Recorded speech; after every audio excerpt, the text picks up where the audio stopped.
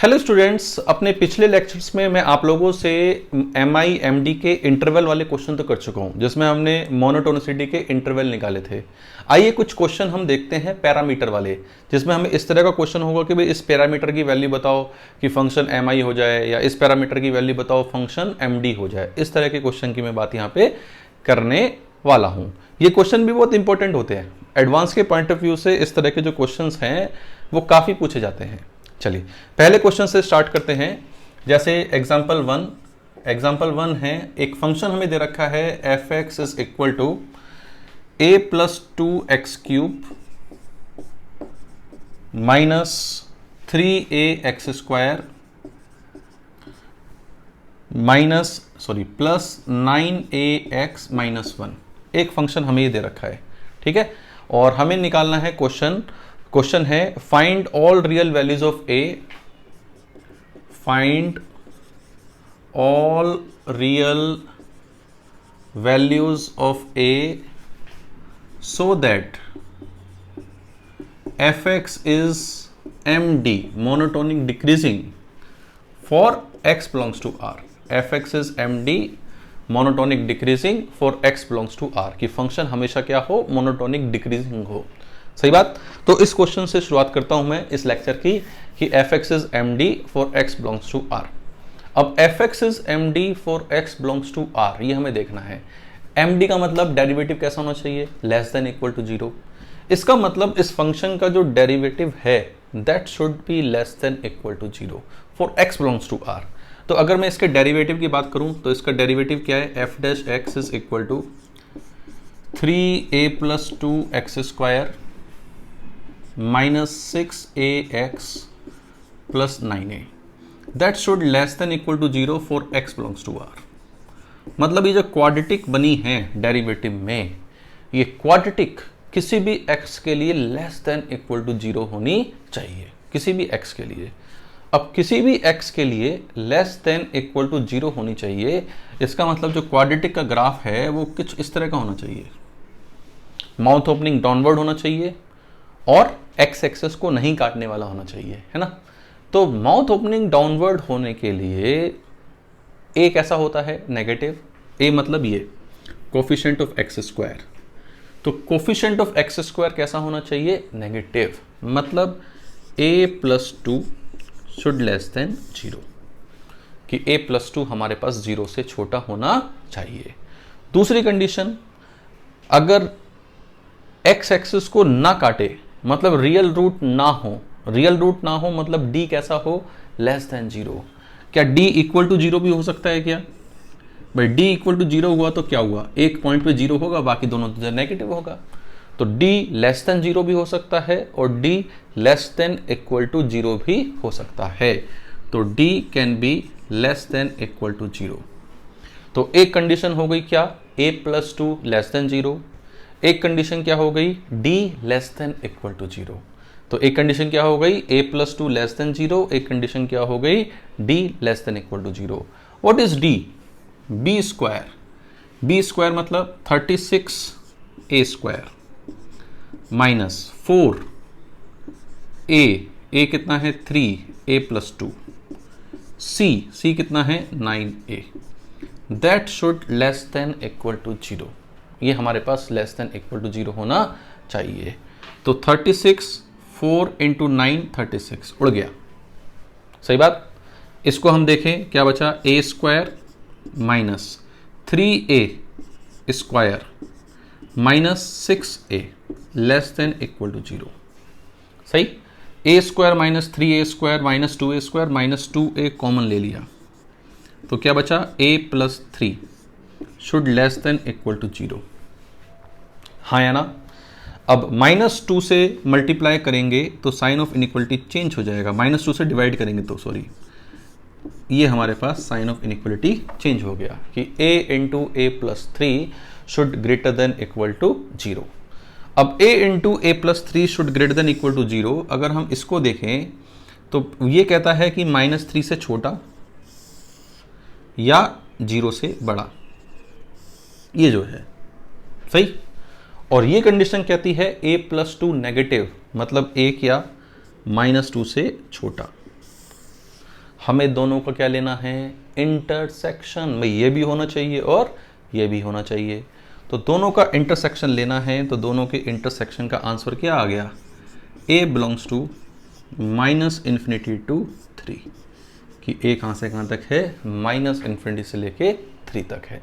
आई बात समझ में बच्चों, ठीक, कि भाई पैरामीटर बेस्ड क्वेश्चन हमारे पास आखिर किस तरह का होता है। ठीक,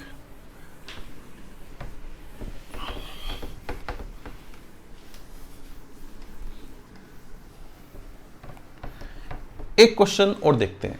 ठीक, एक क्वेश्चन और देखते हैं, एग्जाम्पल नंबर 2। जैसे एक क्वेश्चन और देखा हमने, जैसे मान लीजिए हमें fx दे रखा है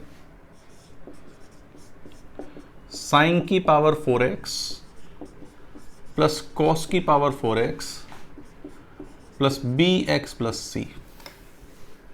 ठीक बात, sin की पावर 4x प्लस cos की power 4x plus bx plus c।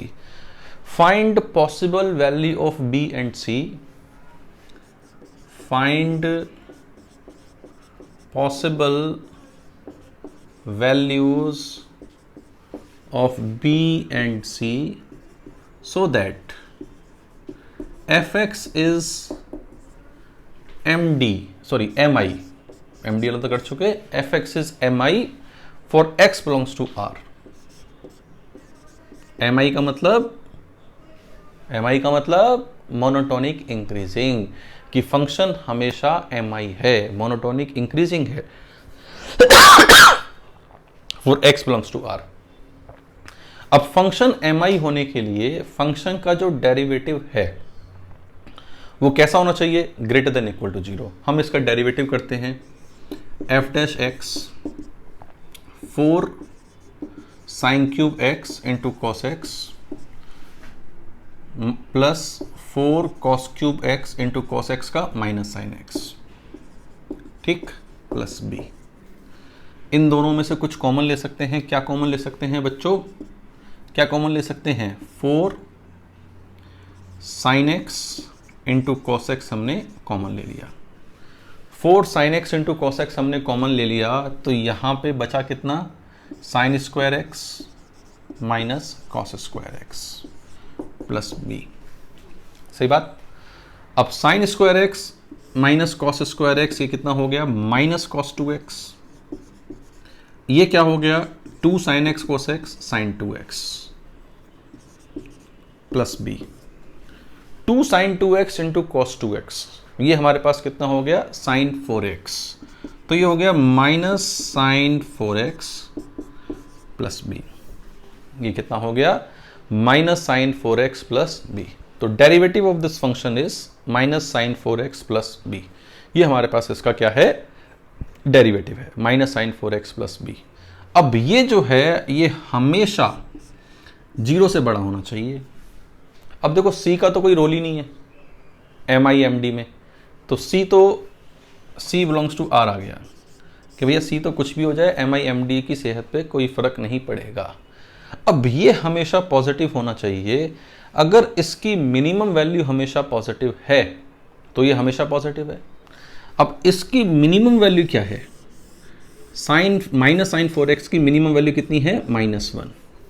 तो अगर मिनिमम -1 प्लस b पॉजिटिव है तो फंक्शन का डेरिवेटिव, मिनिमम ही हमने पॉजिटिव कर दिया तो फंक्शन का डेरिवेटिव तो हमेशा पॉजिटिव हो गया ना। तो मिनिमम अगर पॉजिटिव है तो फंक्शन हमेशा कैसा है, फंक्शन का डेरिवेटिव हमेशा कैसा है, पॉजिटिव। तो -1 प्लस b पॉजिटिव, तो b greater than equal to 1। तो हमारे पास mi होने के लिए b क्या होना चाहिए, 1 के बराबर या 1 से बड़ा होना चाहिए, और c क्या होना चाहिए, r।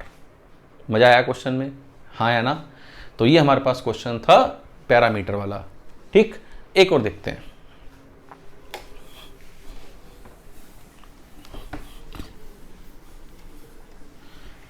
एक और देखते हैं, हमें एक फंक्शन दे रखा है f(x) is equal to e की power 2x minus a plus 1 e की पावर x प्लस 2x।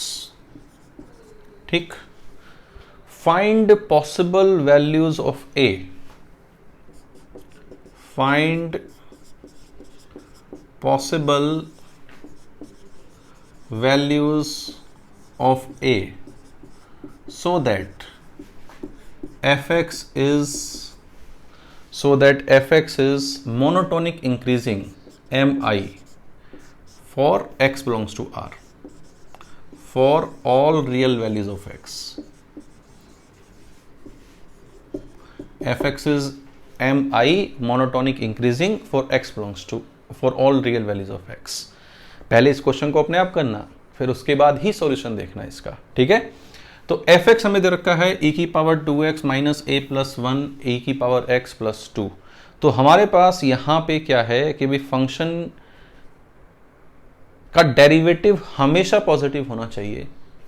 अब फंक्शन का डेरिवेटिव अगर हम देखें तो एफ डैश एक्स हमारे पास क्या है 2 e की पावर 2x माइनस ए प्लस 1 e की पावर x प्लस 2, ये इसका डेरिवेटिव है कि 2 e की पावर 2x माइनस ए प्लस 1 e की पावर x प्लस 2, ये इसका क्या है हमारे पास डेरिवेटिव।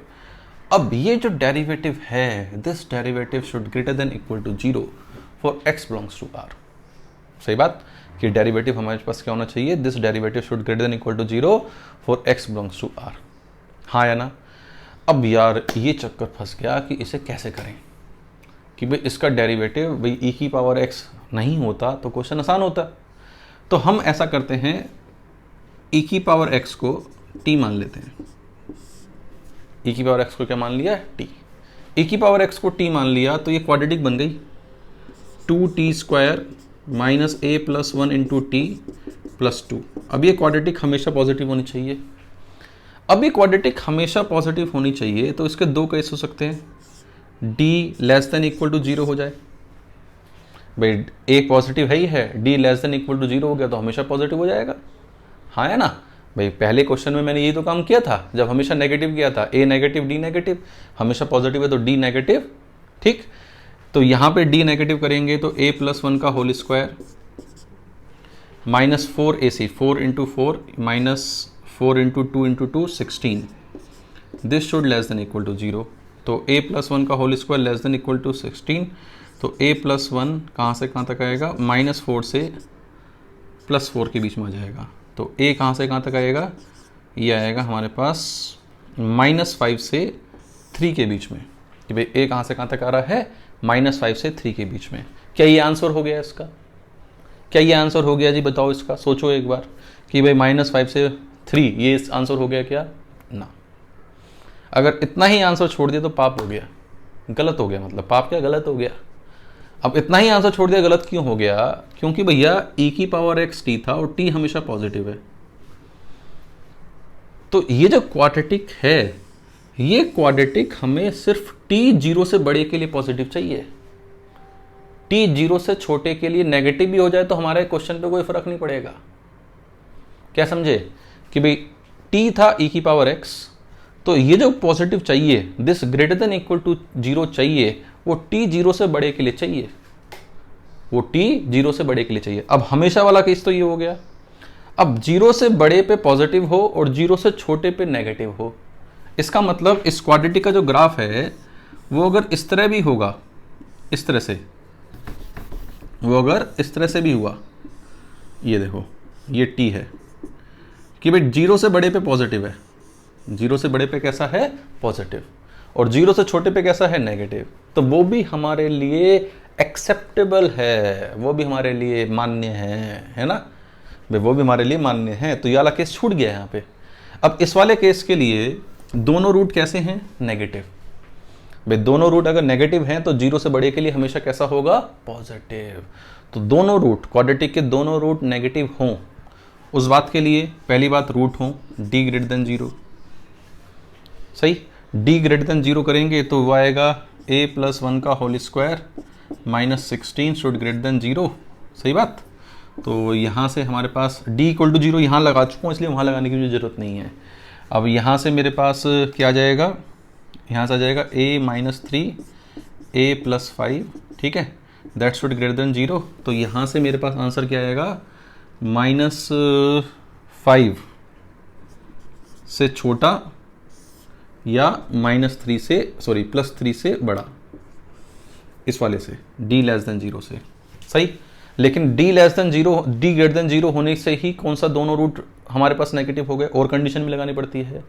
-b/2a, इसका जो वर्टेक्स है -b/2a वो लेस देन 0 होना चाहिए।